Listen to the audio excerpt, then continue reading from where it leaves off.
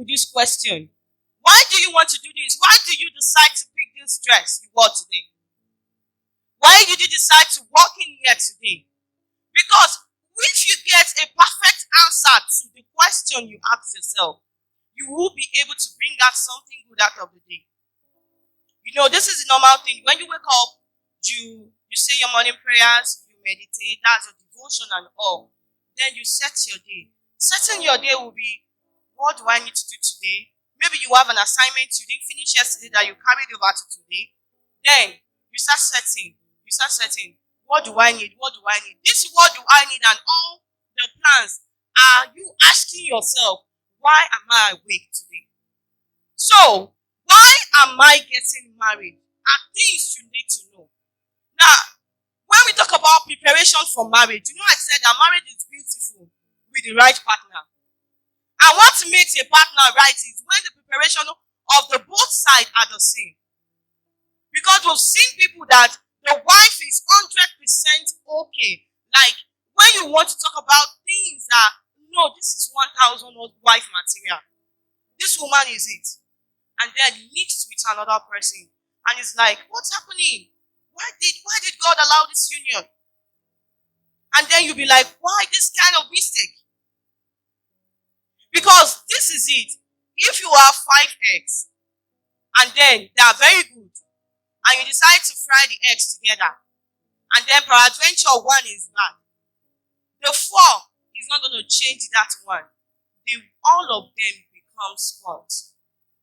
So the preparation should be both sides. Why am I getting married? Is it for companionship? Maybe I want my husband. I'm tired of being single. I just want someone that will be staying in the house. We'll just be going out. We'll be doing this. We'll be doing that. What if you marry a doctor that is not always at home? Or what if you marry a pilot? Is it for babies? I just love to dress up with my child and then take this mommy and daughter picture, or take this mommy and son picture. What if delay comes? What if for 5 to 8 years, we've seen 15, I've seen 25 years of marriage, no issues? What's going to happen to the marriage? So are you seeing why I said the preparation is in 2 ways? Imagine the woman getting married for babies and the man is like, I just need you. And then this happens. You know something is about to set in the marriage. Is it for sex? Like, I have stayed for so long and no, I just need to get married. What if you marry a partner that is not sex driven as you? What if? When you enter the marriage, what's going to happen? So, that's why I stated this as number 1. The things you need to know. Why am I getting married? Why? Like, why am I getting into this union with you? I need to ask you, Daniel, why are you getting married to me? You need to ask me, why am I getting married to you? Let's see if we are on the same page. Then we move. If not, if my own need or my own reason why I'm getting married is different, then there's an issue. Always remember, marriage is sweet, only with the right partner. Are we together? Hope I'm not fast. Okay. Number 1 thing I would want you to know is, you need to understand that love is not enough for a successful marriage. I just pray I won't break many tables here. Do I have the go ahead to break tables? Do I have the go ahead? Is it people that gave me all? You need to understand that love is not enough for a successful marriage. What is love? Feeling. Attraction. I saw you, I got attracted to your dress. I love everything about you. And I decided, like, I just see that when you're with me, I don't just want you to leave. And then I build on it. You know we build love, right? I build on it. And then I start seeing you in my dreams and everything. And I decided you are just the one forever. Love is not enough for marriage. I always tell people that when you get married, you're entering a serious business that before you remember I love you,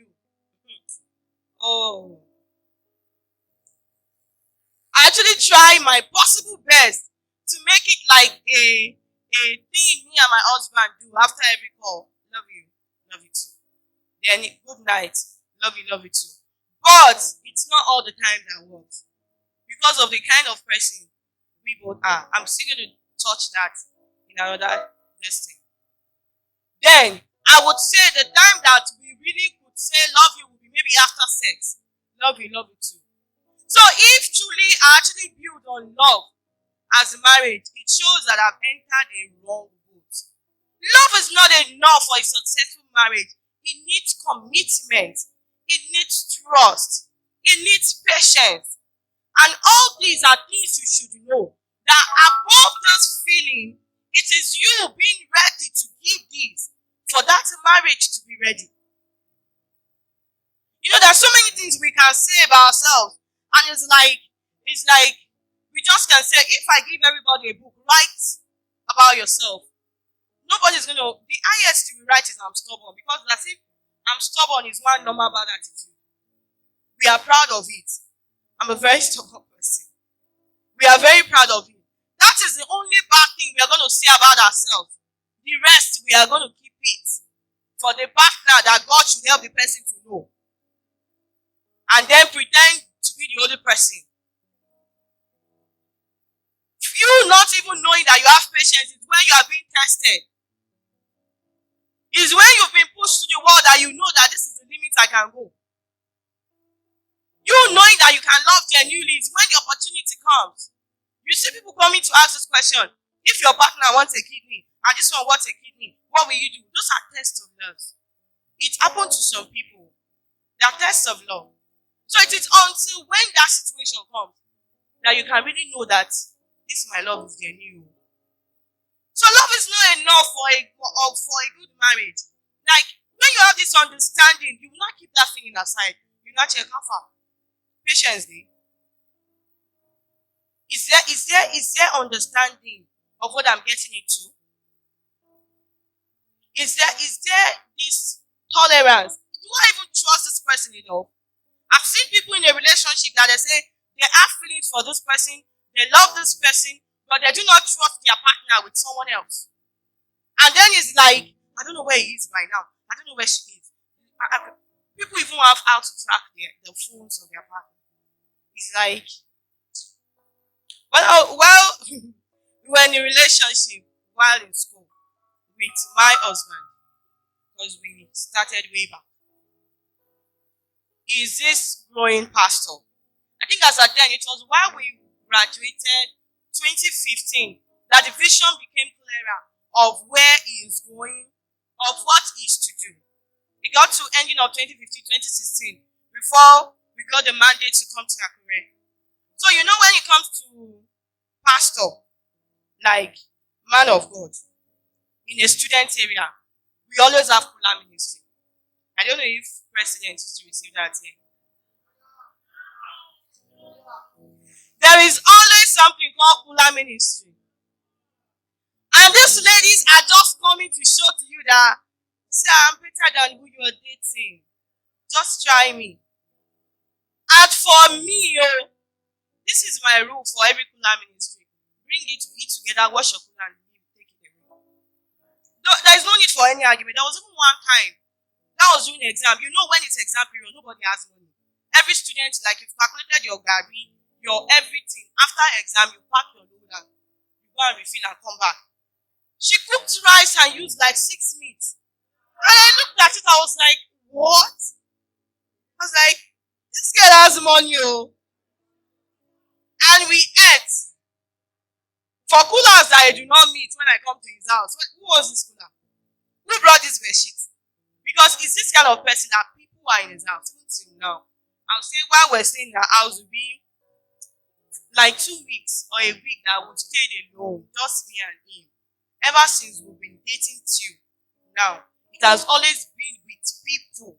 When I mean with people. So you can't come to his house and you not meet both male, both female. So who was this one? Is this person that brought it? There was even that while we were in church during VAG. I saw a lady coming to kneel down to greet my husband to present VAG gift. I was like, you are not Yoruba, but with respect. I just smiled. So if I didn't trust my man enough, I would have raised shoulder as I'm kneeling down and I'm standing there and I'm boiling. I want to kill you. Like, why do this? Why do that? I would have raised so many arguments and all. Yes, when there is love, there is jealousy. Love is jealous because our God is actually a jealous God because He doesn't even like to share His glory with any man. That is love. This is mine. That is love speaking. But not to the point of you do not trust me. I was going to market. My sister was going to market and came back. And so like, I said, what happened? She said she's just pitying one woman. I said, what happened? She said they were in the bus and the woman was actually looking at her phone and a guy passed them. And the husband was like, okay, I told you to sit down. Show money. And he was just questioning her. Now, do you know the person? Do you know the person? And she was like, she doesn't know the person. And the next thing is, Jadeli, let's get to the house. And that statement, let's get to the house. And I'm like, Jesus. I was like, if I'm there, I'm going to start up a conversation. But I thought of it, even if I'm there, I will make the matter worse. Because when I start up the conversation, those kind of men are going to smile. Mommy, there's no problem. That's what they're going to tell you. Then they'll make it worse. They'll either say maybe she has seen me somewhere and she has reported him to me. That's the reason why I intervene into the matter. So when you understand that, let me drop this feeling aside. Let me see that all this one, do I understand this man? Do I have the full knowledge of what I'm going through? Do I have the wisdom? That's why if you read Proverbs 30, he was just talking about wisdom. Wisdom to build a house. Wisdom to arrange. Wisdom to talk to a man when he's like this. Wisdom to do this. Wisdom to do that. The slim line between argument and peace is just wisdom. It's either maybe you decided to turn this way instead of turning this way. And you get a reaction for every of your action. So this wisdom, do I have it? If I have it, now let's go. So the number 3 that I want you to know before going into marriage or dating, because for me, I do not accept dating. Just, why are we dating? We are dating for marriage. Why are we in a relationship? We are into a relationship to see if we can relate well in this ship of marriage we are about to start. We shouldn't enter if we are not ready for anything. For women, listen to me, you will have more to lose. If I show you my picture while I was single, very slim. Very, very slim. Got married, didn't get to 2. I got pregnant the week I got married.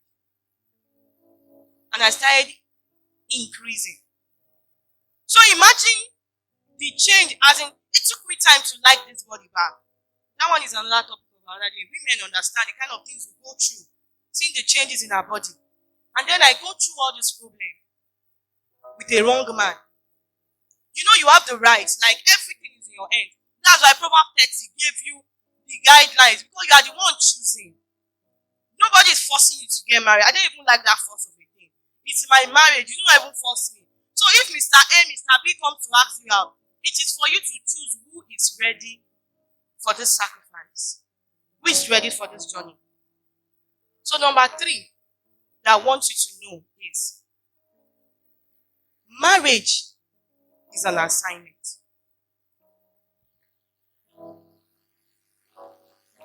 You need to understand the concept of marriage as an assignment. I started with, why do I want to get married? Is it for this? And I was debunking. What if this one happened? What if this one happened? What if this one happened? Marriage is not even an assignment alone. It is a continuous assessment. Sometimes last year, about 4 couples in my church, I chatted each of them, like the man, like couple A, the husband, the man and the woman, couple B, the husband and the woman, separately. And I told them not to tell each other. And what was the assignment I gave? I told the man, I say, every day, do something that will make your woman happy. Then I told the woman, every day, like we call it, and you submit to me. So in the evening, I'm chatting with like 5 couples, and each of them do not even. I said, you must not let him know. I told you, this is between me and you. So to each of them until after the assignment of 1 month. That was when they knew that they were about 5 I gave the assignment to. So like, do something that will make him happy.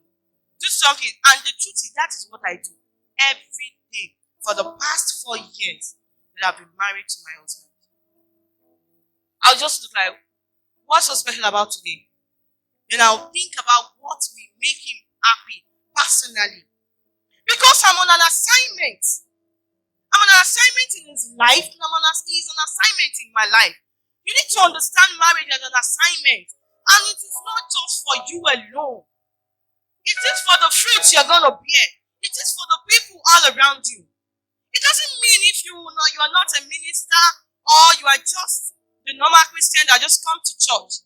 There are still people that looks up to you. When you, as the woman, understand marriage as an assignment, and the man understand marriage as an assignment, and you know that for every assignment there is a marker, there's someone you report to, it's going to be easy. When you understand that there is someone, and I say continuous assignment or assessment, because for each day, there are things you need.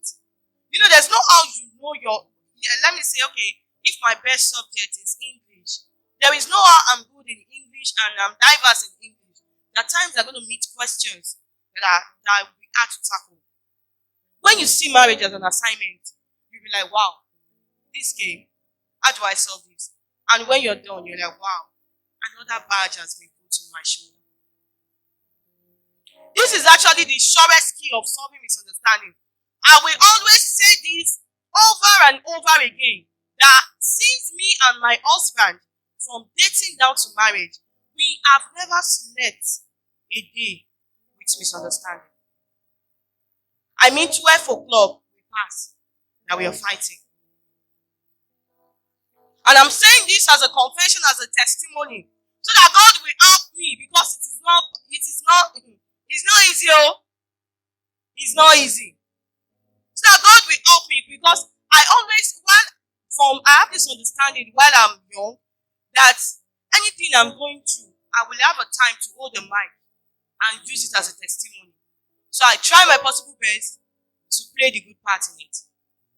There was a time last year that the testimony almost broke. And what happened? A week before then, I was already telling him, like, it's time to change my phone. But which phone are we going to change to? He was like, it's busy.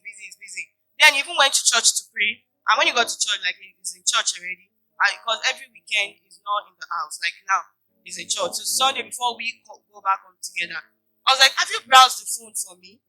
The phone that I would change to was like, no. So there was a phone that I actually liked. He's a lover of Samsung. And I like anything big. That's why I like Infinix. I hate iPhone. I don't know why. I don't know. I hate iPhone. So he said he doesn't want Infinix. That he wanted Samsung. I said, for every Samsung I've been seeing, I hate the battery. It's not big enough. And you can't, if I'm using this kind of phone, now the next phone I want to use must be bigger than this. The battery must be bigger than this. And the camera must be bigger than this. That's my own. You know, we don't know iOS. What's this one? Not take a second. We don't know all those ones at all. Our own is, let it just be able to snap good selfie. The battery should last well. And it should be fine in our hand. That is our own. And it's like, no. Samsung this, Samsung that, Samsung this. I'm like, my phone will follow. Not the one that is to fall. You'll not be doing me like I made it to spare because of the screen. And I have kids that will watch cartoon. So, that one, you just say I should not disturb him. On a fateful day, a week after, we went to check our project there and we're still building there. So we just came back, and the next thing as we just entered, he was about to enter the house, and his phone fell and went black. And I've been telling him to go and put screen guard on the phone. He said he installed it when he bought it, because he just bought the Samsung. Then they said they'll repair it free. I said, because I'll repair phone free, does that mean you will not put screen guard? He said, if you not put screen guard, it will not break. That is insurance money I've gone. So I was like, okay. Now, if you stay with my husband, his phone is 24 hours busy. He's always on call. So he's not the kind of man that his phone should go off at all. And we just went to projects and they just gave us a list of things to buy in the house because we had a target to meet. So there was no money. We spent the money paying workers. There was no money. And I was looking at him. And I think I was at home with her. And we were cooking in the kitchen and he said he wants to go to slot. And the spirit was telling me that he's going to buy me a phone so that he can put his SIM in it. Because when I called him, they said they would use 2 weeks to repair that phone. And I was like, I've asked this man which phone does he want to get me. He's going to get me anyone. And when I was playing, I was like, I wanted this, there's this Samsung that used to fold. When you fold is a phone, when you open is a tab. I think it's like 2.5 million or so. I said that's what I want. I said if you want to get me a Samsung, get me that one. I want something different.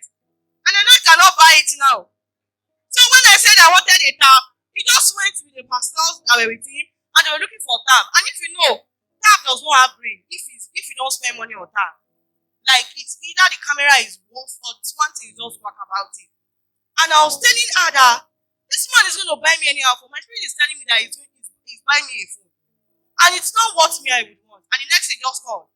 And they was like, they said I'll repair the phone to me. I said, okay, how do you now want to do now? Will you not use touch? I said, you cannot use touchlights. When 2 weeks now, because you have people that you see call on WhatsApp and you have meetings and all. What do you want to do? He said, what they resolved to is that they should get me a phone so that he will put his SIM in my phone. And when his phone comes, because I wanted to give that my phone then to my sister that just got admission to the school, that he will just send it to her, AAU. I was like, which phone do you now want to buy now? And I said they went to one tab, this is like, what's the name? He said, I said, I tell again. I tell. I was like, no, you can't buy me. He said, but there's no money. I said, yes, I know there's no money. Where did you even see the money to go and buy the phone? He said I was just getting there. A lot of 120 entered his hand. I said, okay, no problem. You can't buy me a phone now. He said, what do you, and my husband is not someone that has patience. What do you now want now? I said, what do I want as now? I don't know. I've asked you before. Like, never can bear me witness that we've had this discussion before. And now you're putting on me as if I broke your phone. Like, this is not my fault. And they got angry and came home. And all the men were just looking at me. I was like, no.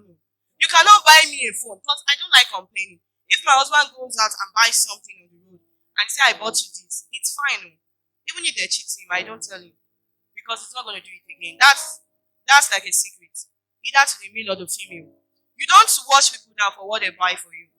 So I don't want to start complaining to him. And I know that it won't be wise to get another phone again that same year because of the need at hand. And I was like, okay, Nathan, browse the latest Infinix for me. And it was Infinix No 10 Pro. He said he does not want Infinix. You don't want Infinix? Oh yeah, get me this Samsung. Either is this Samsung or this Infinix, And he said, I was like, something, I don't want something small. He said, I should buy it. I said, I don't want that your phone. I ate it. When you brought it, I said, I don't like this phone. He said, you get me that one. And he was like, Nathan, the money is in your account. Go and buy anything you want. And now looked at me. Go and buy my Infinix. I don't care. And he bought the Infinix. And he came by 6 o'clock. He was not even looking at the phone. I was charging the phone. People in the house were helping me to check. And all. I was looking at my man. I cooked and all. My sisters were around. And for the first time, and my sister now said she wanted to change her phone. That what kind of phone? And my husband was like, no, you better save money and buy good phone. Not what kind of Lala Infinix. Which one is Lala Infinix? And he just like talking and walked out of the house. It's like, you want to gift me something and you made it an open check. Allow me pick what I want, huh? And he was so angry. And then it's not hard for me to say I'm sorry at all. Because I learned it in the hard way while we were dating. My man is this person that doesn't care. You guys can call right now and the next minute he's talking to you normally. Then, that's how men are actually. But for female, they will want us like, no babe, sit down, let's talk about this. And the man was like, it has passed. No, nothing has passed. Let's talk about this matter. And why do we think so? So that it won't happen again. And we had this issue till 11:40, and I was like, I'm sleeping like this. Today, this testimony will break. We are sleeping with this anger. No now. I was like, wait, I even texted him, I said, babe, I regret this day. How much is 120? You know I can buy this phone. My myself today. I have this money in my account. You don't bought me a phone, you're not making me feel bad about it. You broke your phone yourself. I want to go and apologize. He keep talking. I left him. I faced like this. I off the light. I already prepared to kiss to sleep. And I looked at it and I kind of, babe, you still talk about this one day.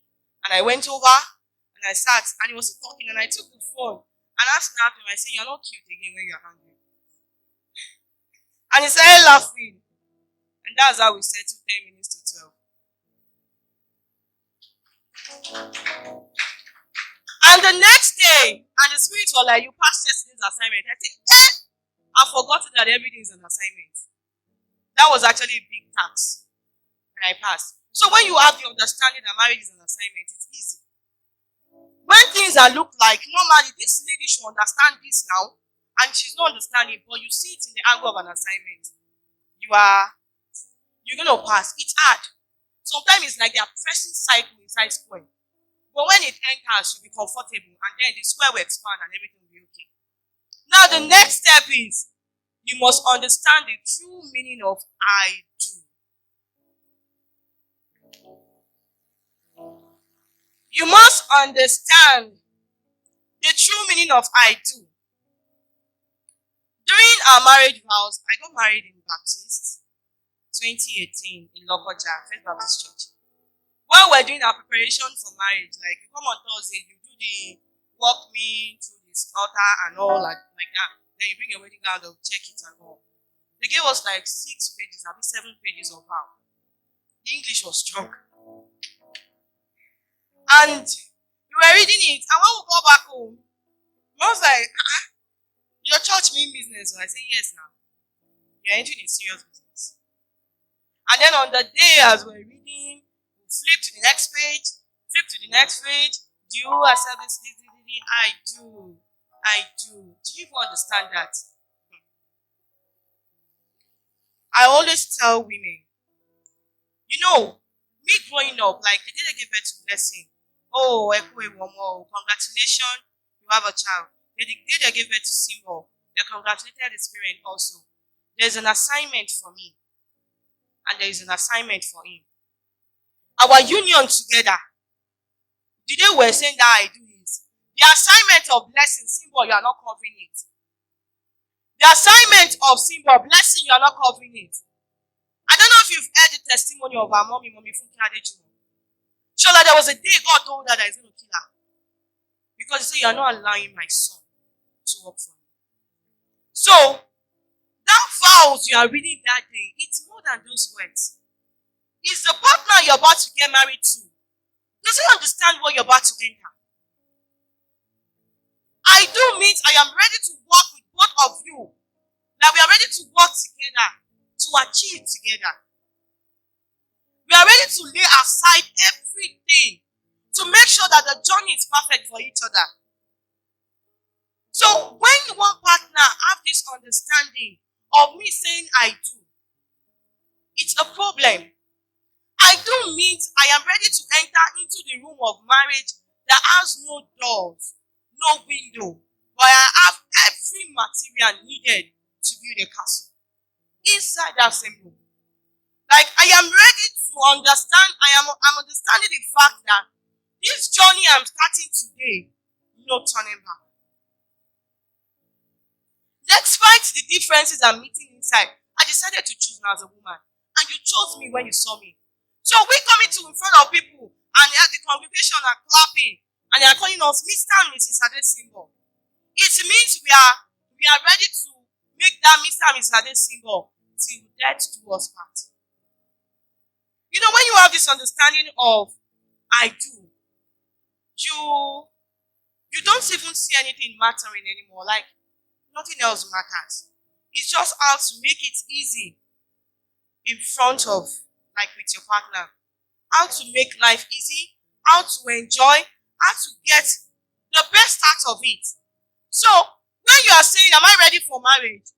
Look at yourself very well. Do I even understand this meaning? Before I wear that white wedding gown, and you wear that perfect suit, and we gather people, come and eat and take home. And then we say, I do. Be witness to this beautiful beginning. And after 2 months, we were saying, no, Pastor, I can't anymore. No, I just can't anymore. Your mouth have said I do. You shouldn't say I can't. This understanding should make you know that I do it forever. Remember, I say marriage is a continuous assessment that you have someone to answer to, which is God the Maker. Now, another one is marriage is not meant to give you happiness. Should I say it again? Marriage is not meant to give you happiness. Do you know you can only give what you have? Yoruba will say, ẹni tó bá fẹ́ fún ni láṣọ tọrùn rẹ̀ là ń wò. Whoever wants to give you a dress, you first of all look at what he or she has. I can't say I will, okay, I can't say that I'm going to sponsor you to the UK because I've not been there before. If your own mind is you have this bitterness and you think that man is going to make you happy, you are not going to get that happiness in that marriage. Marriage will not give you what you do not have. Marriage is not meant to give you happiness only when you have that happiness with you. That is why we tell people when you are single, don't be one kind of person with a bitter spirit. I've met people with such anger and bitterness that even when you are trying to show to them you love them, they say you are an hypocrite. They will always see reasons to why you are doing this. Marriage is meant to give you happiness only when you have that happiness while you are still single. Now we celebrate mood swing as if it's good. Just the way we accept stubbornness. I don't know why you just decide to shut people out of your world. I think this works with women better, right? Males really do not have mood swing. Have you envisioned this? You're sleeping, you're waking up, you go to work, you come back to meet the same man. And then imagine you're meeting a man that is just boning. Like, he's laughing with you now, and in the evening he's like, hey, leave me alone. And there is nothing you can just do to change that. You need to work on yourself very well. If you have such as an attitude here, my sister, you are not ready for marriage. You shouldn't even enter into dating before you frustrate someone. Nigeria is enough. Nigeria is enough. Seriously. Nigeria is enough. I saw a news yesterday that our head, Mr. B, said he wants to help Northern and South Korea. As in,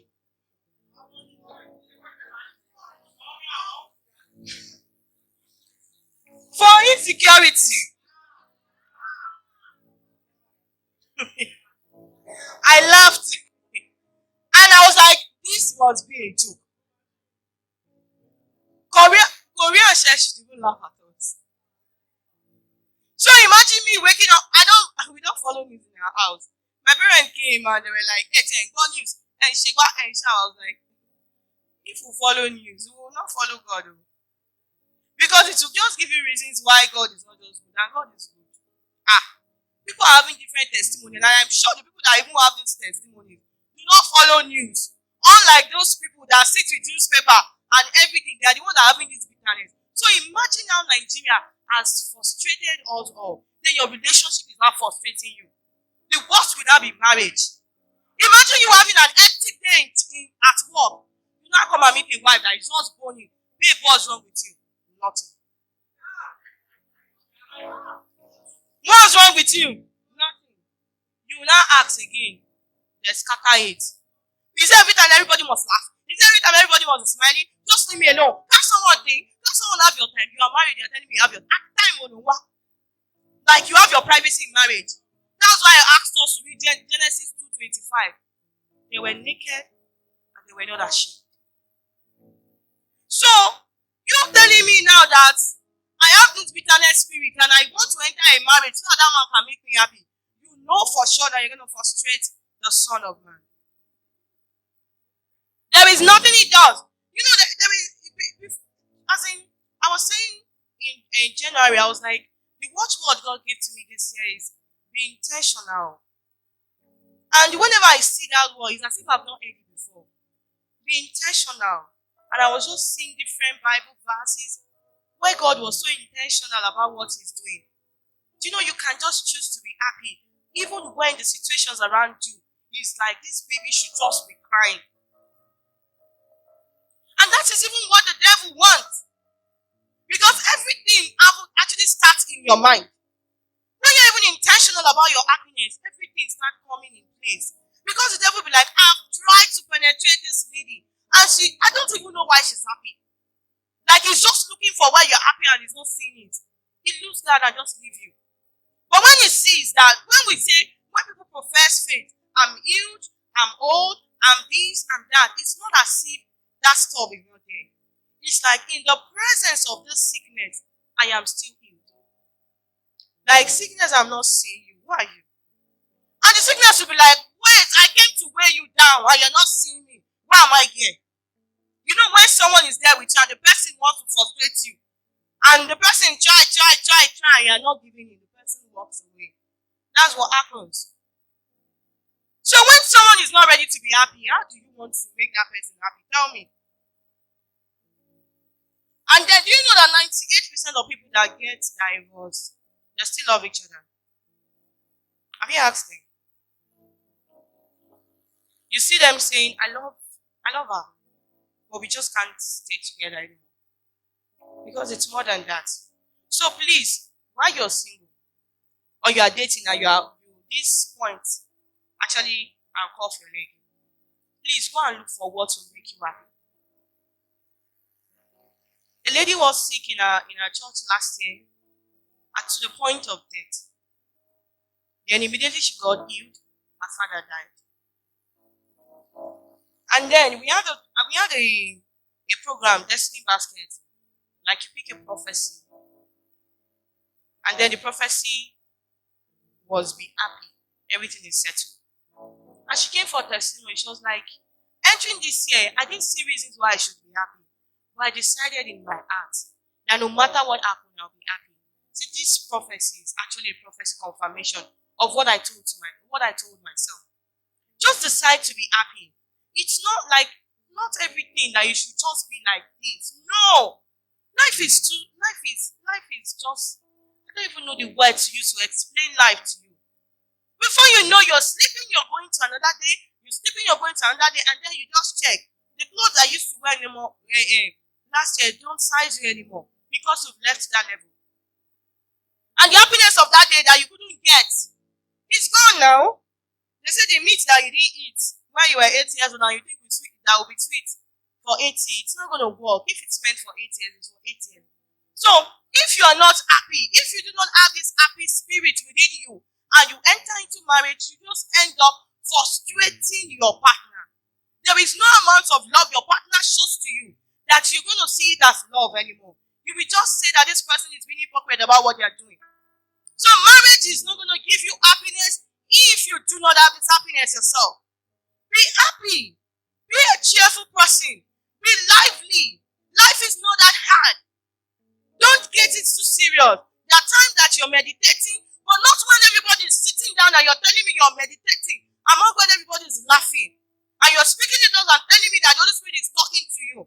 Even the Holy Spirit says, smiles. Have you read the Bible to know that there are some jokes in the Bible? Be happy. Because it's companionship. It's not good for a man to be alone and he made a wife. Imagine if Eve is mood swing woman. Do you know how lonely marriage can be? You not start looking for friends outside. You start looking for a partner like a bestie. I am 200% against bestie. In dating, and marriage. Your bestie is your boyfriend. Your bestie is your husband. Your bestie is your partner. So please, marriage is not going to give you happiness if you do not have that happiness yourself. So please, get this. Know this and you will know peace. Do we understand? Okay, I told you that we can use 10 years to talk about this. So I have to pinpoint. I know you might be waiting for me to give you list of you need to have a house, you need to have a car. That one is in one side. And for you that say you want to have a house, have a car, it's no problem. You can have it before you get married. Don't worry. Maybe it's my daughter's wedding you will attend as uncle. It's no worry. Life still goes on. So I just decided to pick this because I know they are parts that we do not focus on, but they mean a lot. Because marriage is all about us working together, and you can't work with a partner that is not happy with you. You can't even plan things together. You can't even do things together. And you'll be seeing your couple, you'll be seeing your friends, who they are friends with your partner, and then you'll be seeing them making things, you both are both age group, and you'll be like, what happened to us? And you're just together there and it looks like it's not working. That's why I decided to point this out. Now, because of our time, we'll move to the next segment. What you should do before marriage. What you should do before marriage. Remember I told you dating moves to marriage. So this is actually things you do while dating to move to marriage. Then even while you're single, these are checklists for you also.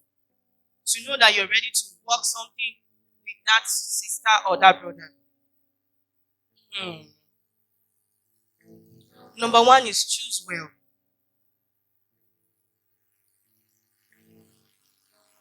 This is actually a very big word.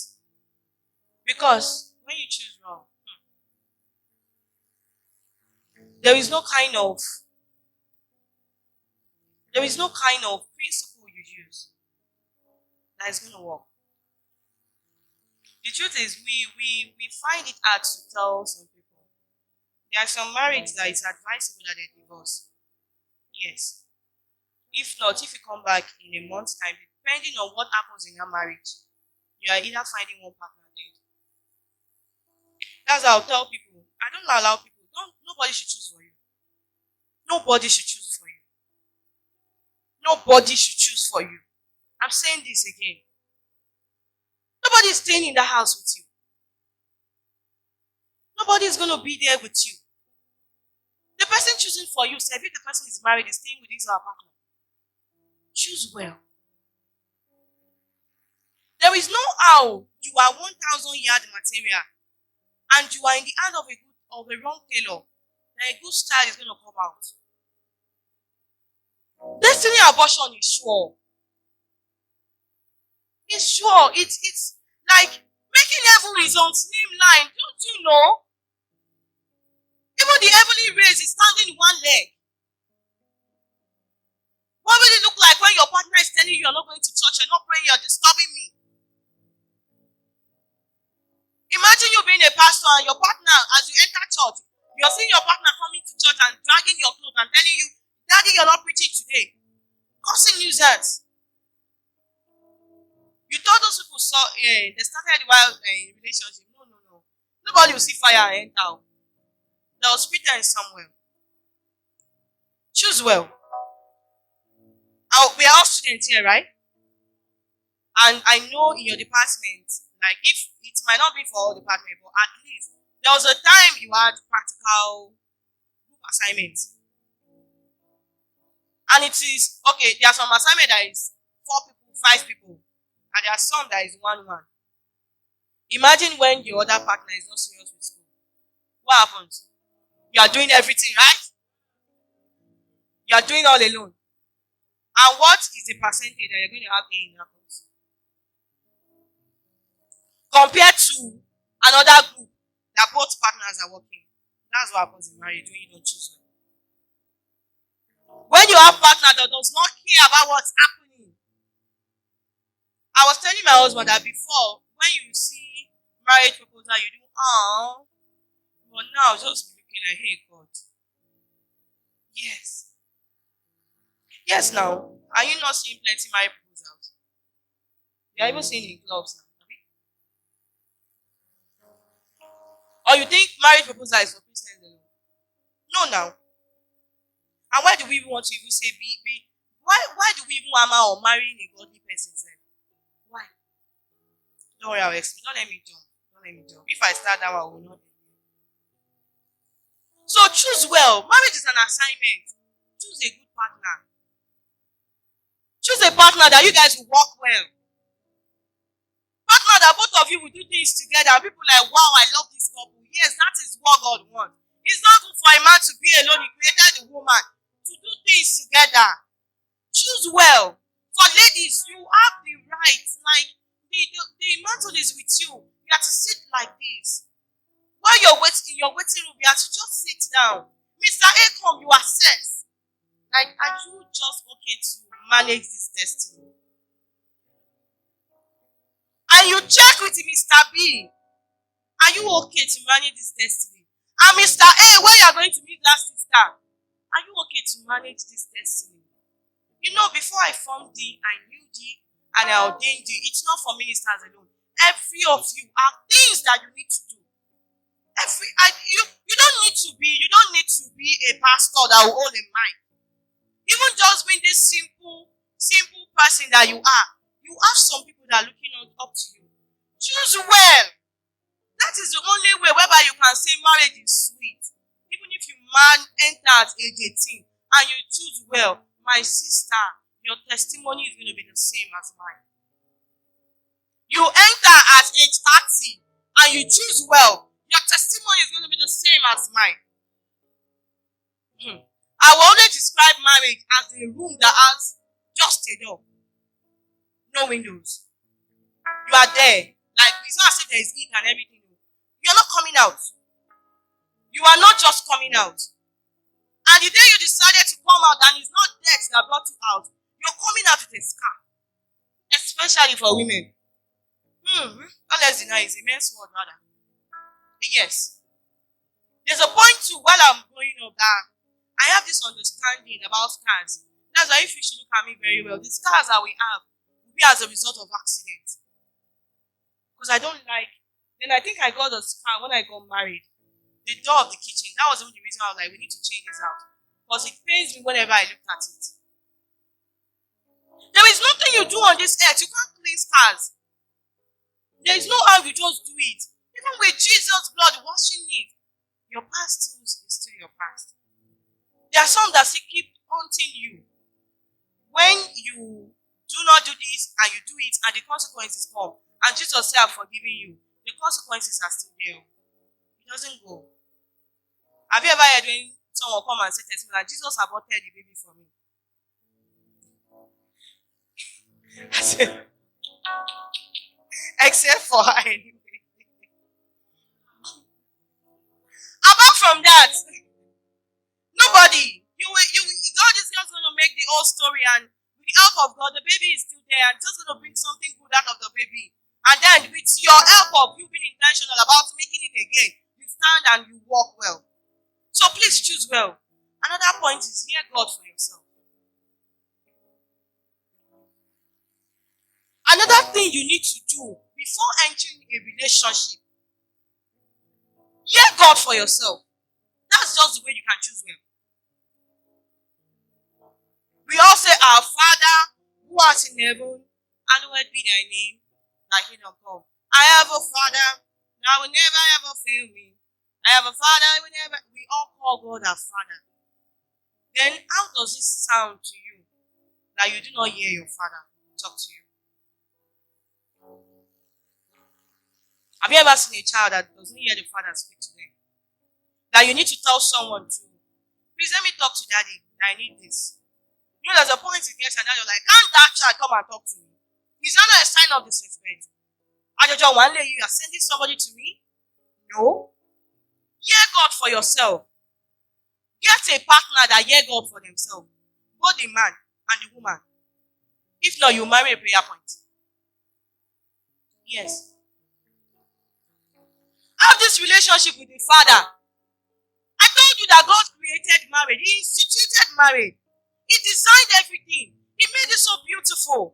And you want to enter into one of God's creation, and you are not discussing, you are not in this personal relationship with the person that made it. When you buy a TV, manual comes with it now, Abi. Imagine you burning your manual before you started. When issues happen, where are you going back to? What are are you checking? You contact China, Abi Samsung. How do you contact them? That is the meaning of hearing God yourself. Because I said it's a continuous assessment. There's a time that you will need this God. Like, God, you created this thing. Like, you created this situation. This lady is yours. The man I got married to, you are the owner. Talk to him for me. What happens when the person you're dating does not hear the God you reported him to? There was an issue that happened while we were dating. Some set of Kula ministries, they reported me to my man. And with a very strong allegations that I was cheating on him. It was like something I've been preparing for marriage and then at all. And it was serious, like he didn't want to hear me. You know, I told you that people are always in his house. I was begging till 8 till 9. I just thought they were having a series of meetings. I was just like, what? I was like, something is happening. My mind is telling me something is happening. And when the whole breakdown happened, I was like, hey, ow! Like, you're the first person I've ever dated. And the only man I know. What's all the story about? You know that short, he believed them. He believed them because they laid some examples of which is just like you said, you saw me here. And I told him I was coming here. I told him I was coming out. And they now said, all this thing I did is this. Ask her if she came here. And in that one, I said, yes, I came here. And that was what cemented the allegation. And I couldn't go inside to meet him. Because I didn't want people in the house to know that something is happening between us. And everybody was in the house. It was 9, it was 10. I was just texting him, please come outside, let's talk. Please come outside, let's talk. He wasn't coming out. I was on the slab, that is this, I was a slab outside, another flat. And I sat down there. And I looked up, I was like, God, this your son is becoming stubborn. Only you can vindicate me right now. Go talk to your son to come outside. And I was there, and I heard someone tapping me from behind. And he said, God said I should come and meet you. And for God to make him believe it wasn't so. He had a vision of us buying a helicopter together, where we went to check it. And then giving birth to a child. God even gave him a name. Imagine me having a partner that does not hear God. How does he get this vision? That would have ended my relationship then. You are entering something beautiful, but someone designed that beautiful thing. Get someone that has a relationship with a partner. So when things are not okay, both of you can talk to that God. I was like, how far? We aren't understanding this part. And your partner will be like, Oni, this is what God is saying. And this will be like, Oni, this is what God is saying.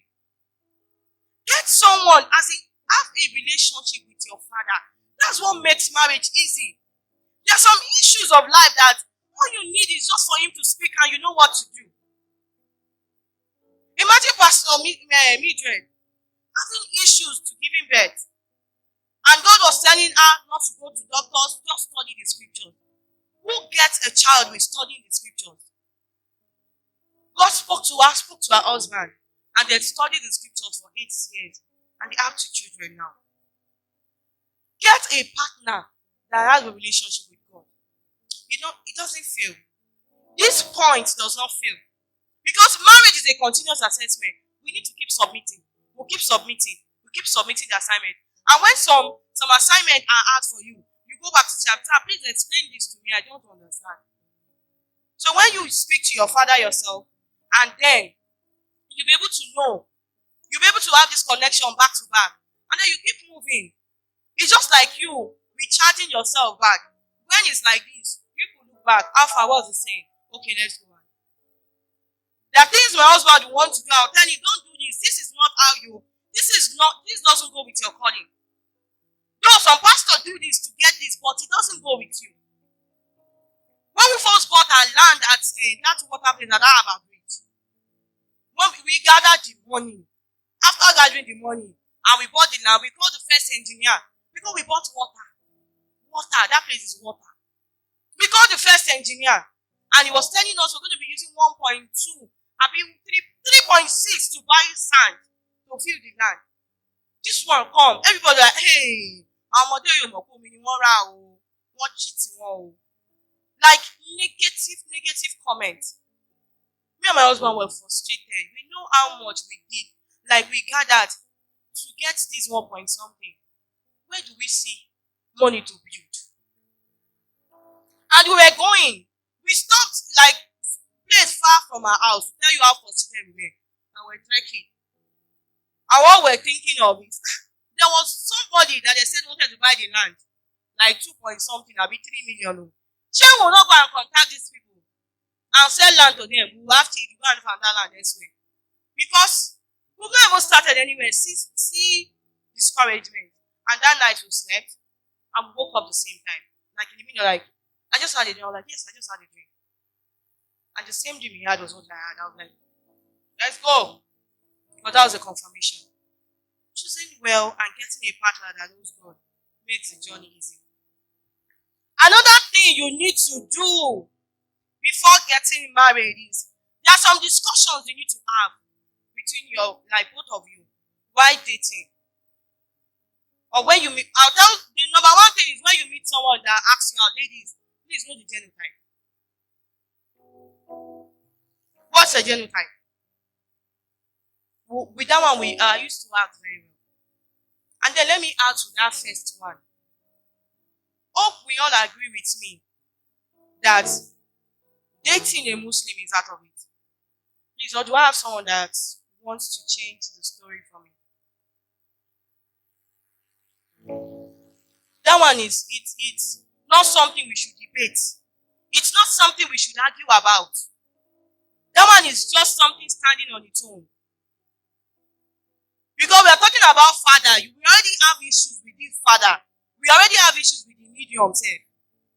We already have issues with the channel. So, dating a Muslim is out of it. So there are some discussions you need to have with your partner. Number one is your childhood trauma. Now, we all grew from different backgrounds here. And we have some people that came from a broken home. We have people that suffered rape while they were growing up. We have people that sees it as a normal thing for the father to beat the mother. That it's okay. It's not bad for a man to beat his wife sometimes. Yes. This discussion is for you to know what you want to battle and to see if it's worth entering. A woman that suffers rape, you're going to be having issues when it comes to sex as a man. She's not going to be trusting you. Some of them do it to a level of people becoming lesbians. When you read about as in the post-traumatic disorders and things that are accustomed to it, some of them even go into sex with no feeling, like they don't even feel, anybody that comes just keep sleeping with me as a result of that issue. Some start very early by uncles, some even try speaking out and their parents shut them up. It makes them to build inferiority complex. These are things you need to discuss with your partner. A partner that constantly sees the father beating the mother will beat you one day. No joke about it. Accept that partner. Accept that that is a weakness and is working on it. What you see is what you become. You've seen children, right? You see them, give them your powder this thing. You didn't teach them, but you see them putting the powder in the right places. It's normal. Give them lipstick, they'll put it there. My kids will hold your hand and be doing so and be shaking their hands because they see that every day. So that is how it is for everybody here. The thing is just waiting for the right time to come out. So a man that sees the father beating will definitely do the same. So discuss this childhood trauma so you will know if your partner is ready to work on it or has already dealt with it.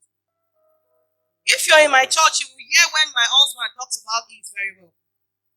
When I was growing up, my dad always, as the salary is coming, because then he was working while they gave birth to me. I think till and he was in school. He was working, then he went to study law. So till our fourth, all my sisters said, he always come down for school for the naming ceremony.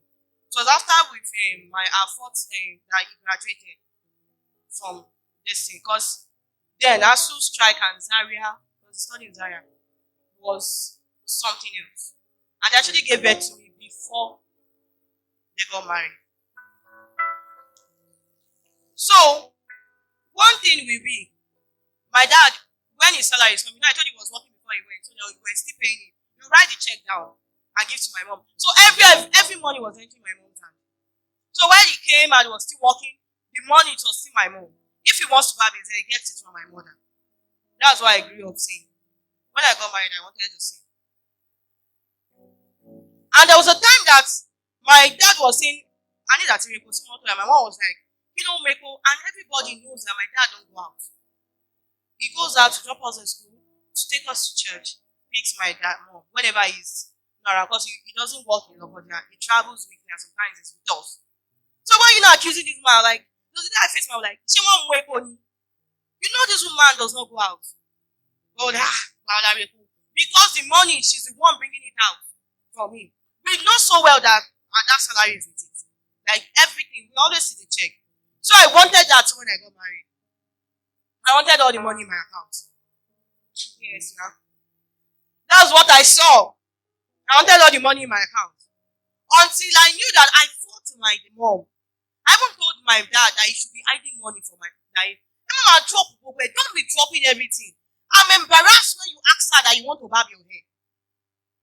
And I remember that I fought my mom. If I continue, my daughter will do the same. Until I was able to fight that. We joint accounts. We really do not. We have joint account. No, we do not have joint account. Like theoretically, like we have an account. This time is blessing. We do not have. But there is nobody that enters this phone or his phone that we do not know. We do things together. Like money is not standing in between us. But there's no this joint account. Like end of the month, let's pay money into it, and we don't do that in my family. The bills is for both of us to settle. So, but whenever which day was like, he wanted to go to a place and he couldn't go, and he was like, because his brother, I said he sent him some amount of money. I was like, okay. I don't argue when he spent his money because I was able to deal with it. If not, if I didn't deal with it, we'll keep fighting. And normally, for every meal here, you start hiding your money, Abby. That would be what would have happened. I'll not start saying I don't know what my husband is using money to do. So these are things you should know so that you know your partner well. Another one is how to settle bills. I just touched this a little. Now this actually caused issues in some home. I met someone and she was like, that when they were dating, this is how they agreed. That when it's end of the month, you bring some certain amount of money, and now you bring some certain amount of money, and we need to settle some. I said, what of the bills are coming after? He said, that's where the issue comes. I said, yes, issue will come. Then it got to a point whereby the husband's salary was reduced. And he could not bring the certain agreed amount of money. Then she ended up settling the whole bills because she can't watch her child suffer. Discuss about this. Because this here will come from childhood trauma. In my house, you can't ask daddy for money and ask mommy for the same money. Both of them know. And I love that very well. Because even with me. So there is no money my husband sent out that he does not tell me. So you can't say you want to scam two of us. You cannot scam two of us. Because the same money is coming out. When my father-in-law was like, oh, mommy, you know, daddy, me and your because I was sleeping like when he woke me up, that called me doesn't have a phone. I said, go and buy him a phone. And I closed my eyes back. I said, we agreed to buy you a phone. When did we buy a phone? Because we agreed. So these are things you should discuss. Relationship is not about going out on a date and doing I love you, text me, video call, and FaceTime and all. These are things that will cause issues later. How do we settle bills? What do we do? How do we do it? And I will always agree. Remember Genesis 22:25. They were both naked and they were not ashamed. Do not let money come in between you. Just the way phone should not come in between you. The biggest argument I hate most in my life is a man should not look at his wife's phone. I mean, a woman should not look at her husband's phone. We are married for God's sake. We are dating. Like dating is like we want to move together. Where on earth will you have things in your phone that I must not look at? What are you telling me? We are both naked and we shouldn't be ashamed. Nothing should stand, not even money, not bills. Because what if school fees and everything goes and then things come out? How do we settle? Like one of the child falls sick, where do we get the money from? Then you now start counting. When some kind of bill came out, I was the one that settled. Yeah, you settle your own. Oh, now that you are building out somewhere. No, we do things together. Another one will be the career choices of both partners. Discuss. I've seen some singles that want to be traveling all around and doing things and doing that as a wife. And then you see some men and it's like, no, this is just me. These are things both of you should discuss together. And let's see, I said it that when they give birth to you, you have your own destiny, assignment. He has his own assignment. Both of us coming together, one must not overshadow each other. We should be able to look for how our assignments are going to blend into each other and we get a goal. So these career choices are things we should discuss. And you should choose careers that will blend into you being a woman. No matter how you say you are a career woman, not the one that will make you forget the fact that you are going to give birth to children, you're going to cook for them, you're going to bathe them, you're going to nurture them, you're going to help them grow. Not you're going to pay a nanny to do that. I hope nobody will get angry with me with this for ladies. God created you and he saw the fact that you shouldn't be a man and said you should be a woman to bear forth, to bring out fruit, which means that's part of your assignment. So there's no career you choose that should cancel your first assignment as a woman. So both of you should sit down and discuss and see how you're going to blend it all together. Then another one is family health issues. The truth is, not only AS, that's what you should look into. Do you know that some families that they seem to fight with cancer? There are some families that they have autism in their blood. Now, one of my sisters, I think one of us in person she's dating, they were having a marriage, and she's coming for the marriage because marriage is a time that nobody is careful of how they speak and how they react. The tension now. So she's like, that will be the time to really see the true color of the family she's entering. Even in the Bible, it's actually biblical. You see them sending middleman. That's what Abraham did to get Isaac a wife. He sent his trusted servant to go, stay with the family, and then the person you're dating that you're about to get married into, how well do you know their family? How well? Ask questions.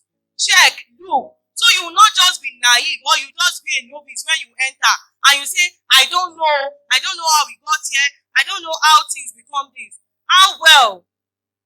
These are things you should ask yourself. How well? What are they fighting in this family? I called one of my son. I was like, hope you know this. He said he knows. I said, which means you should be prayerful because there is nothing prayer cannot submerge. There are people that even 8 years are getting married.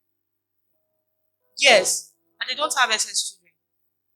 My God is saying yes. Who are you to talk about yes? They don't have SS children. But that note should be on a note of, I strongly have the conviction of that God said I should go. I always tell people, when you want to do something, who sent you? If you have a child and you send the child out, and someone beat the child run back to you and say, Mommy, come and help me fight. But if nobody sends you, you will keep your scars and your pain. You come back home and pretend nothing happened because nobody sent you. So for any journey, someone should send you. So if you are going on that, somebody should send you. So look at the family very well. It's actually somehow when you start asking questions and sister, sit down, let's talk. In your family, is there autism? In your family, do you people have leg? It's actually awkward when you start asking such kind of questions. But there are ways you point out questions, you make some conversation, you create the environment, because the atmosphere matters before you get the right answer. But you cannot ask me that, do you go about today? No, we do not have. Because then if I tell you yes, you want to run away. But the atmosphere you create will make me want to tell you the truth. No, so ask this question. Relationship is not about, it's not about going out. Valentine is coming. Relationship is not about going out, buying up gifts, and sending love text messages. So many things need to be done. And these are things that actually I just touch more. Because I know that things that we do not look at. Ask yourself these questions. Try and find out. When you hear that someone died, when I was telling my mom about the person I wanted to get married to, I told her that the mom is late. The question is, mommy no. What killed the mother? That was the question she asked me. And I know she will. So I've asked before. Yes. I need to ask. So I will know what I'm going into. I do tell my husband, if I should even say my husband's story and the family, you look at and you be like, how did you marry this man? But I got to know a man from such a background. They understood his family, understood his default, and worked on it. And I saw that I was ready to move, to nurture my destiny. That's how I said. So know what you are going to. Forget the fine face. Forget the fine face. Leave the fine face. Like love, you should drop it. When you have the feeling, you now drop it behind. And know what you are going to. Because when you are even getting married, you're actually getting married to the family also. Yes, you are getting married to the family also. And one thing I want to use to round up with, it's not something we should mix words with. Your partner must know Christ. Your partner must know Christ. Be sure of this. Know this. I'll tell my husband, I understand your calling. And I know you know the God that called you. Because it's not easy. It's not easy. Your partner must know Christ. That's why I say dating a Muslim is out of it. And if you're a Muslim, you should marry a Muslim that both of you do things together, like in your own way. Because when we even have issues with doctrines, when I'm saying this is how to pray, and you're telling me no, this is not how it is, we'll start having issues. Your partner knowing Christ makes it all easy. It makes it all easy. And remember that when I'm saying your partner, even you two, your partner to somebody, you should know this person. He created the institution now.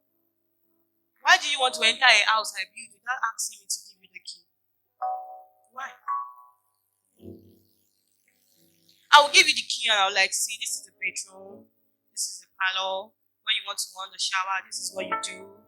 This is this. That's the journey. The journey. I'm like, okay, this is a man that will now be staying together with you in the house. And then I've actually carried him too. I showed him everything. So both of you know together where every section of the house is. Peradventure, one person forgets. We can ask the person that showed us around to let us know. On this note, I'm going to be ending tonight.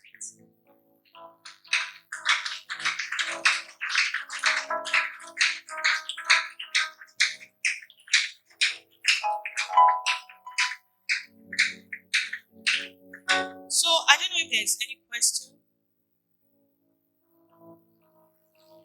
before we pray. Yeah, there's something that I was thinking you talk about, but we did not talk about it.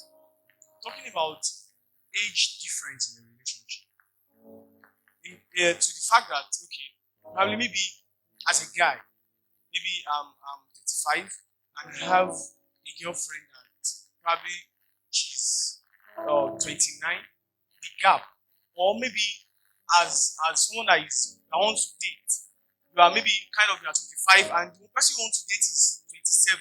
Like the lady is older than you as a man. Or the age difference. I want you to talk about it. Okay, I think let's be answering the question one after the other. You know I said there is no age in marriage, huh? And for every advice, sorry, I forget to tell you from the beginning. There's for every advice, there's always a counter advice. So if I should advise him and she's bringing the same issue, I'll need to know her before I give her a reply. I'll not give the reply of him to her. When it comes to age difference in marriage, the first thing we will ask the person, I've seen a lot. Okay, do we all know Pastor and Mrs. Becky Enenche? Do you know Miss? Mrs. Becky is older than Pastor. Do we know? Okay, now you're knowing. The wife is older than the man. I think a year or two. And they are still married. I'm sure if you go to their Facebook there, you see two of them dancing in one videos. They wear the same attire. And you could see love radiating after 20, it's more than 25 years of marriage now. Yes. So will I now say that because Mr. Pastor and Mrs. Becky are having a good marriage, I will say yes to age difference, that the wife should be older than the man? No. It all depends on who you are entering with. As a woman, if you want to get married to a man that you are older than, be ready to submit. The Bible told the man to love. He didn't tell the woman to love. He told her to submit. Believe you me, submission is hard. That's why I told you to choose right, because you need someone to go in the right destiny with you. Like you're submitting your goal, your visions to that man. So if that man, you believe that his age is just a number, you are ready to submit to him. And you must never make him feel as if that there's an issue. And one thing I should let you know is, every time you guys will be having problem of, is it because you are older than me that you are behaving this way? So if you know this from the beginning and you are ready to move on, please marry. Because I don't know if you are another Mr. and Mrs. Becky to be. Yes. I don't. So know what you are going to enter. You are ready to submit to this man. That's why the age difference. Please go ahead. And I've seen somebody, when we were, I think I was in 300 level, when my friend's younger sister, 19-year-old, got married. The man should be like 40. They have 3 sons now. They are still together as I speak to you. And their marriage is perfect. When she told me about the marriage, what's happening? And she said that's what she wants. I said, how did they meet? And she was like, when she finished secondary school. And I was like, I looked at it. I was like, no. But I don't understand the union, so I cannot give a degree. And they're still together. Perfectly together. So we cannot say this is the age you should get married. We cannot say so age and so age. My dad is older than my mom, 13 years. Yes. All this one we are even saying, do you know that during olden days, they don't even date for long? You just hear that one brother saw one sister fetching water and left the sister for his own elder brother and come to tell the father. The father will send an uncle to go to that area and check Dadani, they are coming with him. And they are still together till now. So what are we saying? And you should know very well that the age gap is far. Go and ask our parents very well. Some of them are 10 years. 10 years is the lowest you will see. Amongst 2 of them, and they are perfectly together. My dad and my mom still in the same place. They are still fine together. So we can't really state this age. It is you that is inside it that you should know what you are entering. If you are ready, go ahead. You said the other time that every day you should take an assignment. Think of what to do to make your partner happy. Okay, in the sense that you are doing something and this person is not appreciating it. Like, you're not feeling the vibe of, okay, I'm doing this. It's even making it worse. Like, okay, maybe you should stop doing this thing to me. I don't like it. So what do you do and how do you handle such a thing? The first thing will be for you to discuss with your partner what's happening. If it's to the man, to the woman, it's not even to the man, for any way it is. Possibly you've done something wrong that you ignored to settle. Like, I told you that for men, ladies, we want us to, let's talk about the issue. Don't just wave it up because it's a new day. There's no new day for woman. We continue the day from yesterday. So to you it's a new day, but to us it's not a new day. So definitely just ask, what happened? What did I do wrong? Maybe I'm not even getting your love language right. We all have love languages. And then you dig more. It's an assignment. Tackle it. Try. We have different formulas. Try another formula. It will work. Let me put this together. You did not mention this, so I want to ask. What did you want to say about the distance relationship and the issue of trust? Distance relationships are that topic entirely. Like I said, for age difference, know what you're entering. Relationship is we enter into the same boat. For every boat, there's terms and conditions, and we have different kind of boat. We have yacht, we have ship, we have boat, we have canoe. There's different kind of boats. So we enter to relate and see if we can do well. For distance relationship, know what you're entering. I said for every other there's a counter advice, right? I am not 100% in support of distance relationship. Because to me, I am trying to understand the boat you are entering. It's as if me, I am on a boat, you are on another boat. But the boat is connecting together somehow. That's how I see it. Because this is what happens whenever we meet you and your best behavior. I'm going in next 1 week, will not make me angry. I'm even trying to understand how you even fight sex during that 1 week. Because the emotions will be so high. I'm being too kind. The emotions will be so high because it's just like you've been wanting to see this person for long. And when it's high, this is why apart from Bible saying it's wrong for sex covers so many things. Like sex is going to blind you if you do that in a relationship. Because it's meant to blind you in marriage. Do you get? That's why we say do it in marriage. So your eyes is open, you've chosen right. So you see, I'm sorry, and all, and then sex is what cements every I'm sorry. And then we are starting again as we just said I do yesterday. And we're continuing. So for distance relationship, I'm seeing how you will not fall into that 1 week of sex before you go back. And then we'll continue on phone again. So how do you know me? How do you even know if I have mood swings? How do you know? How do you know me? How? So I don't know, but if there are some people that their relationship started face to face, then became distant. As a result of the man going, that one year, you know yourself before you go. But you started distant. There are people that still get married with distant. But be ready to learn so many things when you get married.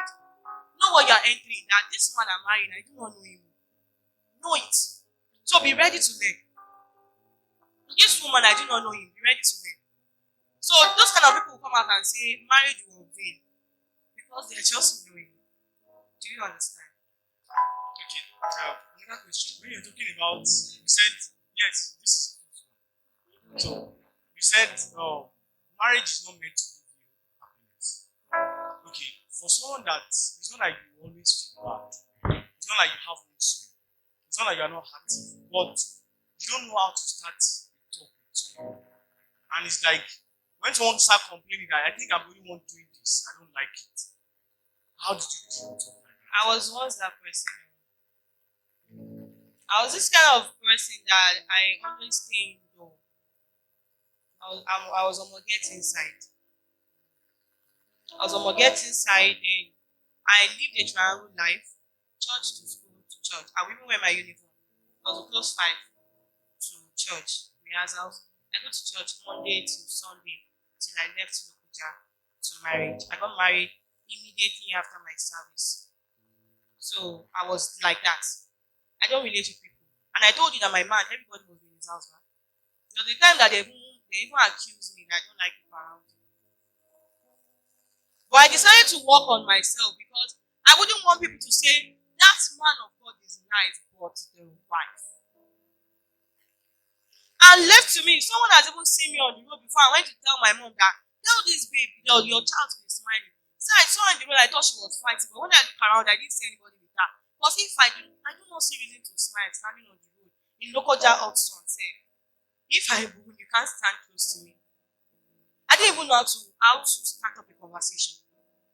So when people are always around, I'm with my phone. I love my thoughts. I love to be alone in my thoughts.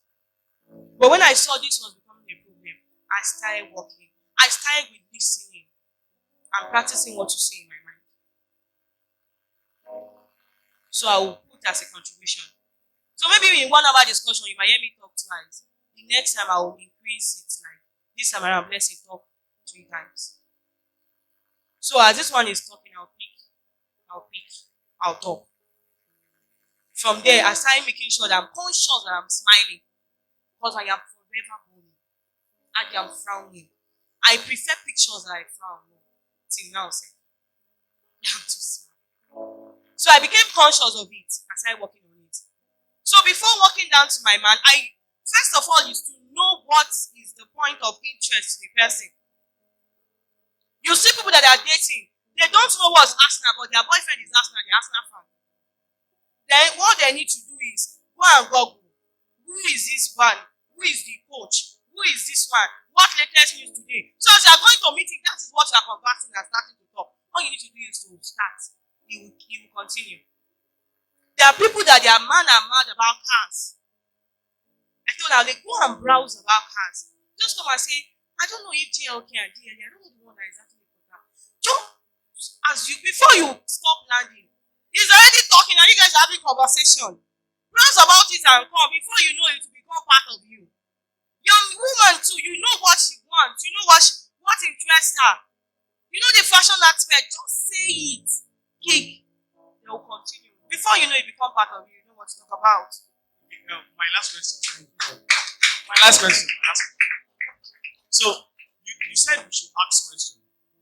So when we ask questions and we are trying to figure out something, and you discover fault that you think probably you know that you cannot cope with this, with the talk of, okay, I love you, I don't want to leave you.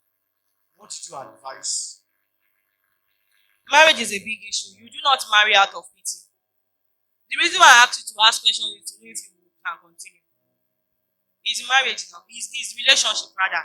It's not a do or die affair. You don't matter how long. I have a friend, a very close friend. I can call her that my best friend. She's getting married May this month. May. And me, I've been married for more than 4 years. We attended same secondary school, universities, and all together. The person she was dating and all, the guy is this kind of person that will tell you this is what I will do and he will not change. Like, nobody can talk to him. Nobody can talk to him. Nobody can talk to him. And he's a pastor too. She will say they want to decide it. To the extent that the man said he's having a child, he's not having 2. And nobody's changing that. When I was like, get a 2-bedroom flat, people should not get 3.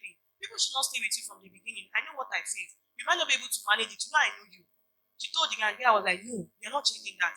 You got a 3-bedroom. So, there was a time he had an accident. He didn't tell her. It was a neighbor that called her. And she was serving in Ibadan. She was doing her master's rather. He's in Ogun State. And she had to go. I've been calling this guy, he's not picking. Not knowing that he's in the hospital. And he was like, what's up? And he said he doesn't like to bug people with this problem. And he was like, please, I don't want this to happen again. And he said, if it happens again, I will not tell you. Lo and behold, he had another accident again. He did not tell my girl. When she was talking, I said, babe, I know the age. I know your age. And it's so much to advise you to leave this man. Because it's like, I'm in my husband's house, I'm advising you to leave a relationship. And I know age is ticking, as in he's counting on you. I said, but I'm speaking this out of love. You cannot get married to a man you cannot change. I don't even know where it looks like. I'm telling my man, you can't do this, and he's telling me no. Eh? No, okay. You can't get married to a man that you cannot change his ways. And she ended the relationship, got another. She has done her, they are doing the one right today starts for years. The wedding is 13 and 14, the Ashebi is in my wardrobe. So when it comes to marriage, there is no this thing about it. Don't pity your own life more. Love yourself more. Know what you are entering. If you cannot enter, step backward. Yes, now. Because the person you are pitying will not pity you when it comes to the marriage. Because the person decides to be theirs. Know what you are entering. If you cannot enter, step backwards. It's not a do or die affair. It's dating. you choose another person. Is intertribal marriage an issue? Like Yoruba marrying an Igbo or Hausa? Hallelujah. Hallelujah. I will still start on this note. Know what you are entering into. It's an issue and it's not an issue. It's an issue and it's not an issue. Know what you are entering into. You are doing intertribal. You should know that part of what you should do is to learn the language of your partner. Learn the culture of your partner. Learn the tribe of your partner. Know the do's and don'ts of their family. Know the do's and don'ts of their village. Know what and what is happening there. Know the kind of partner you are marrying. And for women, please, you are trying to do that. Make sure you have a man that can stand for you despite anything that happens. You know there are some men that will not talk and say, go and beg money. Things are not going well, you are still telling me to. And there are some that will stand and like, you're not doing this to my wife and nothing is changing it. Forget, even if it is not intertribal, in normal marriage, a man that can speak for you is marriable. The one that cannot speak for you will just open you to so many issues. You will be hated by the family because the truth is there will be things are not it. There will, it's normal. So intertribal is an issue, is not an issue. Know what you are entering. Be ready to know that me that I'm marrying a Yoruba, I already understand Yoruba. You that you want to marry Igbo, you are learning Igbo at your age. Yes, wako. You are learning Igbo as a tribe. You are learning everything about it. And you are ready to accept Igbo as your second family. Do we understand? Next question. Praise the Lord. Hallelujah. Concerning a man who follows the advice of the Bible that says, if he cannot hold himself, We should get married. get married. Now, in that situation, what kind of woman can that person marry? Is it the same that is facing challenges? What kind of thing can they meet in their marriage? Hallelujah. If a man cannot hold himself, he should get married. I'm trying to see where I will start from here. Yes, sex is actually part of marriage and God designed you to be so. And if you are here and you do not have the urge, you should go to the hospital. Something is wrong with you. Yes, as a man. And then if you are here as a woman and you have the urge more than you can explain, you should go to the hospital and go for deliverance. It is not okay. Now, if it is sex that is making you to get married, I believe that you are entering marriage in a wrong way. Because there is no how that every day of your life, what you think about is sex alone. That what is beneath you is what is controlling the total you. No, now. I have never seen someone who is mad about sex that is productive in life. Even in your marriage. There was a family friend of ours and he was like, I love you and your husband. He was telling my husband, I love you and your wife. That you guys come together and achieve things. You see my own man, anytime we come together to talk, it's just out of family that he's already thinking about. Because that's his own. You know, there is a time for waiting. Urge is not even pertaining to an age. From like, why didn't you get married 13 and say you can't hold anymore? While your dad is still feeding you. Like maybe you were still in secondary school. But you kept growing and you kept maturing into it. So there are things you should put in place first before you find a lady. But when this is actually what you put in front of you, you are entering the marriage in the wrong route. That's why I asked that, what if you marry a woman that has a low libido? Like a woman that is not mad about sex like you. All this one you're even saying, when you get married, all the talk of sex every day, every week, is because you are jobless. And because you are craving for it. Because you've not entered it. You know, when there is meat in this side and you've not eaten it, you'll be like, if they just open that room, I'll eat 20, I'll eat 100. Oh yeah, the pot of meat is in front of you. You can't eat up to what you have said you will. because you have a lot of things to think about when you enter into it. So I wouldn't advise such a man to have that as his own mindset. He should still control himself more and set things in place, because he might be disappointed when he gets into the marriage and see that he entered in the wrong direction. Thank you, ma. How do we balance the issue of difference in mindset, that is, difference in intellectual and emotional issue? And let me thank this person for reminding me. I think I noted it but I was looking at the time. You know, in dating, it's actually part of something you should note. And then, when you are dating someone or you are considering to date for a person or get married to the person, I will advise that you see it in a way that your partner is teachable. You know the world evolves, right? And one thing is constant change. Get a partner that agrees this philosophy with you. Every other thing will follow. You will grow into my philosophy. I'll grow into your philosophy. Because today we might agree that orange is orange. And tomorrow we'll find out that orange is not orange, it's not looking like red. When we get to that point, get a partner that will accept that with you again. Because when you get a partner that is not teachable or is not ready to accept change, you will be backwards. Do you know the ways we make money changes as time goes on? There are times that immediately our fathers are finishing school, the companies that we employ them is staying in front of the school. The ones that will take them abroad is there. It's not like that now. Even independence last year, Mr. B said, if you are graduating and you're expecting government to give you work, you're in long term. So imagine you having a partner that believes that the only way you can get money is office work. You know you're going to suffer. So one thing you should look into is a partner that is ready to grow. Because the intellectual ability you think you have will soon become archaic one day. We keep sleeping and waking up and technology is advancing. Get somebody that is ready to advance as the technology is advancing. So when the world is saying it's white, we understand, we prove the theory and everything match together, we accept it's white and we match up. So get a partner that is ready to change.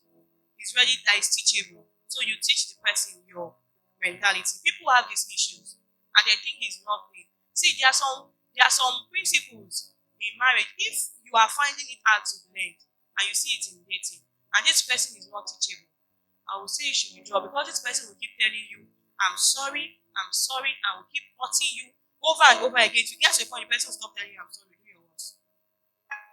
Do we get? The next question. Hallelujah. My question is, if every other virtues are present except love, my answer to it is you have to step down. But I don't know if you would have a different answer. Because I feel like you said in the olden days, they just live there. I believe there's no love. And to an extent, they survive more than we do in this day when we shout all about love. So are we to? Yes, continue. We build love, like I said it now. This is how to build love. I'm seeing this work love. I was like, wow. This work cloth has brown color. Wow. It even has a logo inside. Wow. It's two logo. It has 1, 2, 3. Wow. The walls are ticking. That's how we build love. The virtues you see, look at it very well. You fall in love with it. You build love now. It's a feeling, you grow it. The way you grow a tree, that's the way you grow a tree. You focus on what the person has been doing to you. And every day you keep growing. The same way you grow love. So you build, if you see virtue enter, don't see love and leave virtue. That's why I say, as the feeling comes, put it here and say, sit down. Look at the best and build it. The next question. Okay, this one is kind of the same, but you said you have been talking about dating. Is it that dating is allowed in the body of Christ? Secondly, what is the difference between dating and relationship? Because you said dating leads to marriage. I thought relationship should lead to marriage. English. English. We are still saying the same thing. Dating and relationship is the same word. Yes, dating is allowed in the body of Christ because we don't just jump into marriage. I cannot even, if I see you, say, and we fix wedding dates today, the process of we doing something, preparing for wedding, we are dating. And then we try and give it a big word and say cutting. The cutting will now be, we've known each other, we've done everything, and possibly we've proposed, and then we are preparing for marriage, and that one is cutting. And from there, we will not say boyfriend again, we'll now be saying fiance and fiancé. The bed should just be undefiled. The bed should be undefiled. That's why I said it's more than FaceTime, I love you, going out and home. You cannot cancel the process of dating because you cannot, even your pastor will not agree. Your parents will not say yes, even when they tell you that I don't want to see your boyfriend till that day. They will not say yes. One at violating Barainko. Since when have you guys known each other? That is your dating period. You will not say you saw him yes, you want your mom will like, do you know the meaning of what you want to do? It's not possible. That period of that time that you do till you now enter marriage and stand in front of the altar and call witnesses to your I do is your dating. The bed should be undefiled. The bed should be undefiled. That's why it's godly. Thank you, ma. This one I will try to explain because it's kind of long. He said there is a lady, so the father is dead, and the father's family after the father is dead, they are not taking responsibility. Like till she grew up, it's only her mother that is taking out all the responsibility. Now it's now come to time of marriage, and the father's house, like they want to take responsibility of being the father on that day. She's now asking that should she allow them to act as a father on that day, or she should ignore them? She should allow me. The people that collected my bride price, I saw them that day. And I'm sure that's the last time I'll see them. Because I think 2 or 3 are dead now. So I don't know them. And I'm not even sure I saw them well because you know tension now. I went entered late. So my dad was already speaking English and people are waiting because there's this 2 o'clock. 2 o'clock is when we pay dowry in our house. My husband's family were already staying. Me, I was still in the hotel. Because before I could get to the hotel, makeup artist stayed late. Make me up, I still cleaned up the makeup because I was looking so funny. I cleaned up the makeup. I got angry at them like that. I made up myself for my dad and my white. I cleaned up the makeup. And everybody. So I did not even see their face. I don't even know them. It's after my dad has to be using picture to tell me this person is there. The person came to so and so. When they were coming, I was asking, you give us a bus, you give us this, you give us that. It's culture. It's just one day. Do you know what I gave to my mom in how many liters of oil? Do you know what I gave to my dad? I mean my dad, 1,000 naira. Oh Baba, 1K. Oh Mama, 1,000. These people took it all. They don't funny enough, that's the first day they even see me. They took it all. Why are you disturbing yourself? That's the only thing they're gonna take. When you give birth, they're not coming, they're not seeing them. When you have money, you're buying car for your mother, they won't tell you not to buy. When you're taking the woman abroad, they are not stopping you. The last thing they can only ask from you is that thing they came to eat. Let them start. If it's to wear agbada, buy for them. I've seen family whereby they will tell you, before I come, buy me agbada, you're buying the time here. Because your father is late and your father. And they don't even know how you survive. Do it, let it go. You're spending on your mother to say thank you. And nobody is stopping that. It's just a one day thing. Let them sit down. Your dad is no more. Someone will sit. So let it be. Thank you very much, man. I think this is second to the last question. I think this has been answered partially, but probably can put a bit more like you said, opening up to your partner about your previous sex life and it leads to a breakup. Is it right to let it? Is it right to let go with the relationship? Let's go as well. Probably forget about the relationship. Like you open up to your partner, your sex life in your previous relationship, you open up to your new partner, then the relationship has broken. Is it right to let go? What do you want to do before? You want when the person is at having brain. What do you want to do? The person is at no. I won't say this because there are men here. If they are female here, there's an advice I give. I don't know if you have any meeting like that, but let me tell you. You've aborted before. I don't advise you to tell your partner. Yes.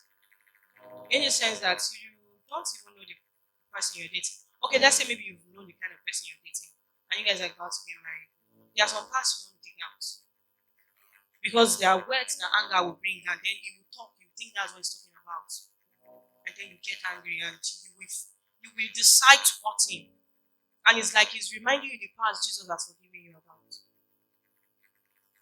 And there's some relationship I also say there's one in my church. We told her to keep quiet.